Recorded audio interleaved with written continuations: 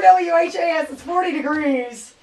Again, I'm on radio for a reason. Anywho, I'm in the studio right now with Phil Moffett. He's running for governor. And Phil, I asked you before the break, the most pressing problem facing Kentucky right now, what is it? It's our debt. Our state level debt is absolutely ballooned since the year 2000. Just to give a refresher to the audience, in the year 2000 we had about $3.5 billion worth of bonded debt, and our public employee pension plan was about $500 million overfunded at that point. And if you fast forward to 2010, we now have bonded indebtedness of almost $10 billion, and our state employee pension plan is $34 billion underfunded. So we've gone from roughly $3 billion in debt in 2000 to $44 billion in debt today.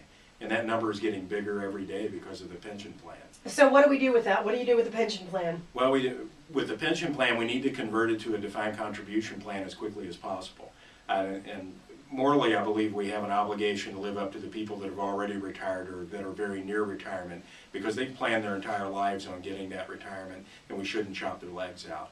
But if you go back from that retirement date some point, I don't know what date that is because it really becomes a math problem at that point, we need to figure out how to give people a fair market contribution for what they put into the program at that point, and put it into a defined contribution plan like a 401k or an IRA. And then from that point forward, make annual contributions like any private company would do. And within a generation, it's going to take some time because the people that are already retired will need, eventually they will die and they will fall off the retirement system. But within a generation's time, we should be able to balance that out to where it's not such an onerous burden to the state. That sounds great. I think that sounds wonderful. But do you think that you are being realistic in a state where the House and the Senate cannot seem to agree on anything? How do you, as governor, coming in even more aggressively than the current Republicans in office, and definitely in a completely different direction than the Democrats in the House, how do you expect to move forward that agenda? Is it even possible in this state? Well, it is possible, and part of our plan in terms of getting our agenda through is using not necessarily sunshine laws, but a sunshine technique. And what we're going to do with our Four Corners platform is we're going to meet with every legislator after we come in and find out what's important in their district, but we're going to go through our platform with them, and I personally am going to gauge what their level of support is.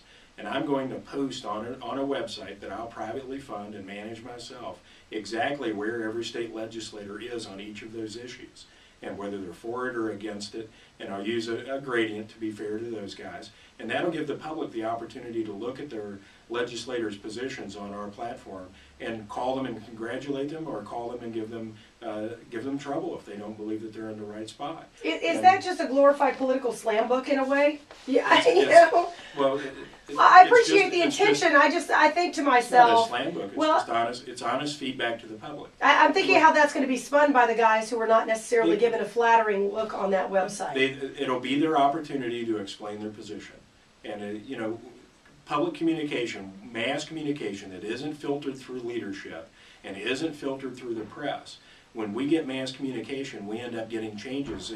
Entire countries end up turning over, as we've seen in Egypt and other places. And this is our opportunity in a revolutionary way, and I mean in a peaceful revolutionary way, for the public to become more informed about where their public officials stand on each one of these issues.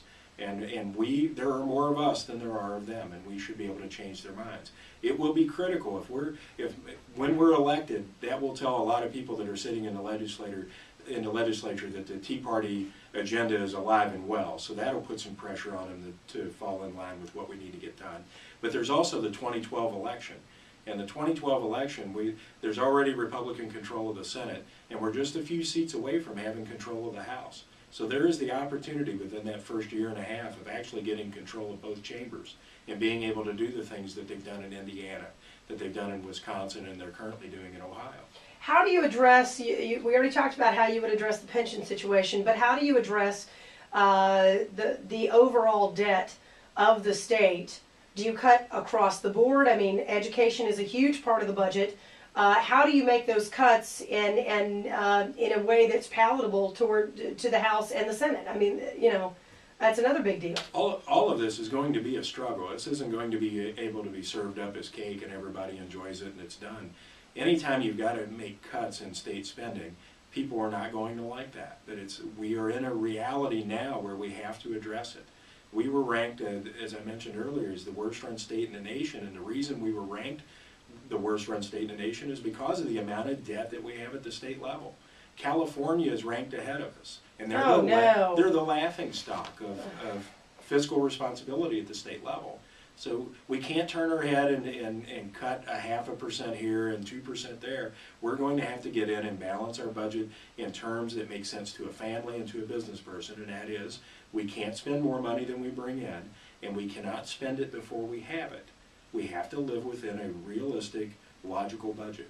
And it's going to be a tough fight, but it's the fight that has to happen. Another huge part of our budget is the Medicaid budget. Obviously, we're struggling with a huge hole now. Managed care can realize some savings, but Medicaid patients overall tend to be high users of services, right? You know, whether they need them or not. I had a discussion once with someone who said the only way to prevent the abuse of Medicaid services is really creating some kind of financial, not incentive, I guess disincentive for overuse by the use of copays. Even a very small copay of $5 can be disincentive for Medicaid abuse, which is where people just take their kids to the doctor every time they sneeze. Right. Would you be in favor of that, or what solutions do you offer for controlling Medicaid costs? Well, I'd like to do what Rhode Island did. And Rhode Island, right at the end of the Bush administration, the last Bush administration, got a waiver from the Medicaid program to where they worked on strictly on a block grant format, where the federal government said you're going to get, and I believe in their case was $12 billion over the next 5 years. But they gave most of the control to the state in terms of defining what eligibility, who's eligible and for what and how often and those types of things. Now, they still have to arbitrate with the federal government on a lot of those things, but what they did was put in a regulation where the federal government had to respond within 30 days on any request that the state put forward. Right now, states wait for months and months and months to get a response from the Fed. But under this program, which they anticipated spending $12 billion on Medicaid, they are now looking at the end of their 5th year, spending only $9 billion. So they're spending basically a quarter less than what they anticipated. Is it because they narrowed the eligibility? How did they actually achieve those savings? They did it by narrowing the eligibility, but the biggest thing that they did to get the savings implemented was they implemented competition. They allowed more providers than the state had previously allowed to bid on providing certain services for people. Now, it's just like any business out there has what you call your low-hanging fruit in terms of business. It's the stuff that you count on every day, comes in, day out. It's relatively high volume, low margin business. And that's where they were able to get competitive bids on the things that take up most of their time in the Medicaid space. And it's a very practical solution. It was very good for the federal government because they knew that their only expense for Rhode Island over 5 years was going to be $12 billion. That's it. Well, I want to ask you, we're going to take some phone calls in the next couple of segments, but when we get back, I want to continue this just a little bit because Obamacare is kind of a game changer with Medicaid. So we're going to talk about that and a few more things. Then your phone calls welcome, 571-8484 or 1-800-444-8484. We're on with Phil Moffett.